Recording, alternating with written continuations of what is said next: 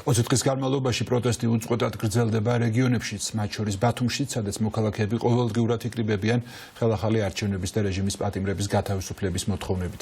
თეა ვაშალომიძე ბათუმიდან გვერდება პირდაპირ ეთერში, თეა რა ხდება ამ წუთებში საზღვაო ქალაქში? დიახ, მიშა, ამ წუთებში რუსული რეჟიმის მოწინააღმდეგები ბათუმის შოთა რუსთაველის სახელობის უნივერსიტეტში არიან შეკრებილები. აქ არიან ლექტორ-მასწავლებლები, სტუდენტები, რომლებიც თბილისის პარალელურად მე-20 დღეა აკრიტიკებენ საქართველოში მიმდინარე მოვლენებს და ბუნებრივია მათი ერთადერთი მოთხოვნა არის ევროპული მომავალი და რა თქმა უნდა პოლიტპატიმრების გათავისუფლება. უნივერსიტეტის სტუდენტები, ლექტორ-მასწავლებლები რამდენიმე წუთში მოაწყობენ სტუდენტურ მარშს, ისინი უნივერსიტეტიდან გაემართებიან საქართველოს საკონსტიტუციო სასამართლოსთან და შეუერთებიან იმდით საპროტესტო აქციას, რომელიც უკვე მე-20 დღეა უწყვეტ რეჟიმში მიმდინარეობს ბათუმის ცენტრალურ მოედანზე. მე ახლა პირდაპირ ეთერში გავესაუბრები ლექტორ-მასწავლებლებს. ქალბატონო მარინა, რომ მითხრათ, რა არის თქვენი მთავარი სათქმელი დღეს საქართველოში მიმდინარე მოვლენებიდან გამომდინარე?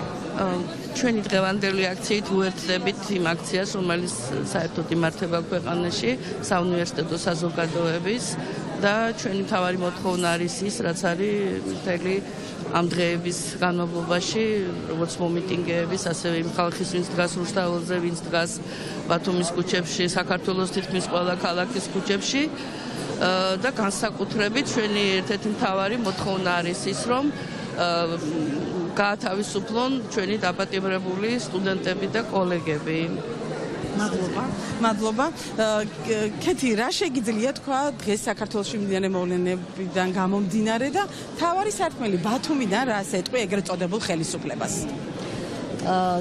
ბოლო დღეების განმავლობაში საქართველოში მიმდინარე მოვლენების გათვალისწინებით იმდენი სათქმელი დაგვიგროვდა არა მარტო ბათუმელებს, მე მგონი მთელ ცივილურ საზოგადოებას საქართველოში, რომ არ ვიცი რომელი ერთით დავიწყოთ, თუმცა პირველ რიგში მთავარი ტკივილი მე მგონი ახლა მთელი საქართველოსი არის, რომელიც კონკრეტულად ეხება და შეუძლია შეცვალოს ჩვენმა ეგრეთ წოდებულმა ხელისუფლებამ, არის ის, რომ ევროკავშირში გაწევრიანებაზე მოლაპარაკებების შეჩერება 2028 წლამდე ჩვენი ქვეყნისთვის, საზოგადოებისთვის არის არადაპაუზება პროცესის. მე მგონი ეს არის მთლიანად უარის თქმა საქართველოს განვითარებაზე, სწორგზაზე დგომაზე და ეს არ გამოიწვევს უბრალოდ პროცესის შეჩერებას, ეს გამოიწვევს ქვეყნის დეგრადაციას, ცივილიზაციაზე უარის თქმას და მთავარი ალბათ რაც ჩვენს ეგრეთ წოდებულ ხელისუფლებას უნდა უთხრათ, რომ ისინი ეხა არ წყვეტენ კონკრეტული ადამიანების ბედს, იმ ახალგაზრდებისას, რომელსაც ეხა ურტყამენ უმოწყალოდ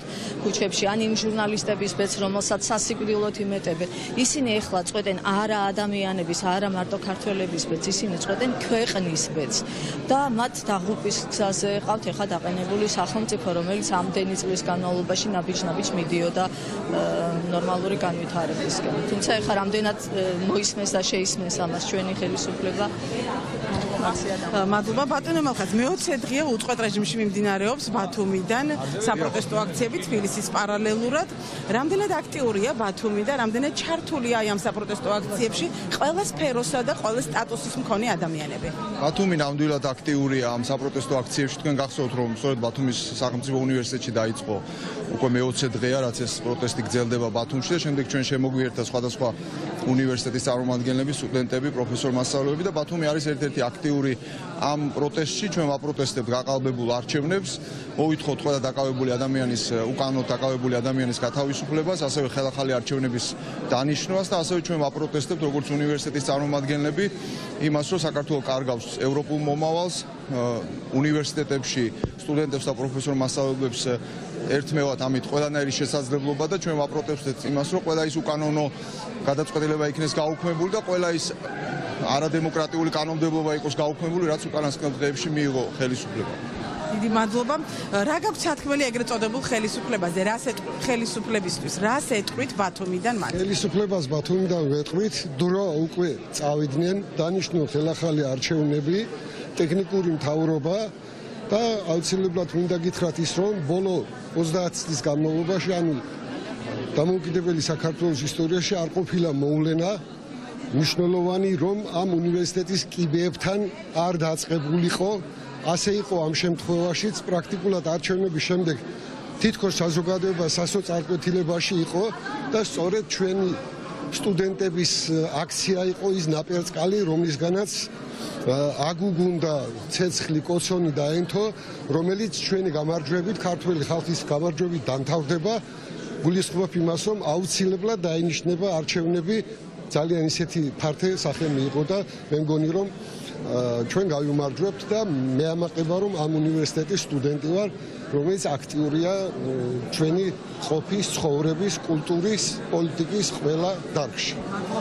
აი ასეთია უნივერსიტეტის ლექტორ მასწავლებლების განცხადებები, როგორც გითხარით, ბათუმი უწყვეტ რეჟიმში არის, საპროტესტო აქციები მიმდინარეობს, სანამ შოთა რუსთაველის უნივერსიტეტში შეიკრიბებოდნენ, მანამ ბათუმის ხელოვნების უნივერსიტეტში მოაწყვეს სტუდენტებმა საპროტესტო აქცია, მდუმარი აქცია იყო, თუმცა ყველაზე ხმაურიანი შეიძლება ეწოდოს, რადგან მათ გააპროტესტეს 4 სტუდენტისა და დეკანის დაკავება, რომლებიც პოლიტიკური ნიშნით დაიკავეს და ისინი ამ წუთებში საპატიმროში იმყოფებიან, მათ ორთვიანი წინასწარი პატიმრობა აქვთ მისჭილი.